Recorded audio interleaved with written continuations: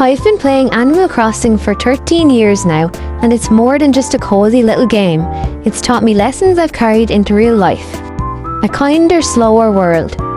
Animal Crossing created this small, vibrant society where every villager had a different personality.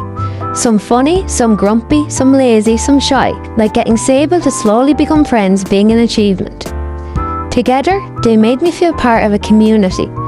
And what I loved is that it wasn't all sunshine and rainbows either. There was Red always trying to scam you with fake art. There were beehives falling out of trees when you least expected it. Resetti would pop up yelling at you with his weird lectures and strange music. Then there was Gulliver, always washing up on the beach half asleep, and those strange flowers with bugs crawling all over them that never seemed to go away.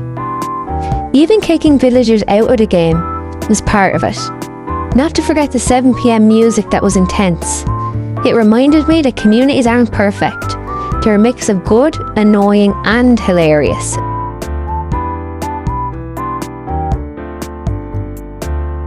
Growing up with Animal Crossing. When I look at real life now, especially with social media, it feels like a constant competition. Endless comparisons, numbers, likes, and the pressure to prove you're doing enough. Animal Crossing was the complete opposite. There were no leaderboards, no deadlines, no pressure. It was just vibes. It gave me space to exist without judgment, where my worth wasn't tied to numbers. Growing up with Animal Crossing made me realise that life doesn't have to feel like Instagram or TikTok. Sometimes the best thing you can do is slow down and just enjoy being yourself. Even the character reflected no beauty standards.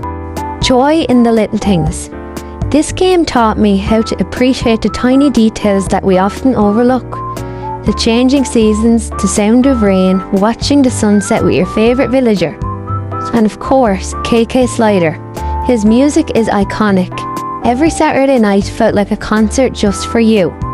The villagers themselves almost feel like they're poking fun of our real-life hustle culture. They remind you that joy isn't about working non-stop or chasing money. It's about slowing down and noticing the small things. The original Animal Crossing, called Dobutsu no Mori, Animal Forest, was created in 2001 for Japan. The key person behind it was Katasuya Iguchi. Iguchi's inspiration occurred when he moved from his hometown of Chiba to Yoto in the late 1980s to work for Nintendo. He often talked about being lonely and isolated in those years. Iguchi wanted to make a game that would recreate the feeling of living in a community where you could feel connected even when you were physically alone. A place where daily routines, neighbours, and small interactions matter. That's why in Animal Crossing, the villagers greet you, remember things about you, and live their own lives. It makes the town feel real, like you're part of something bigger. Not about winning. Unlike most games at the time, Animal Crossing wasn't about defeating enemies or beating levels.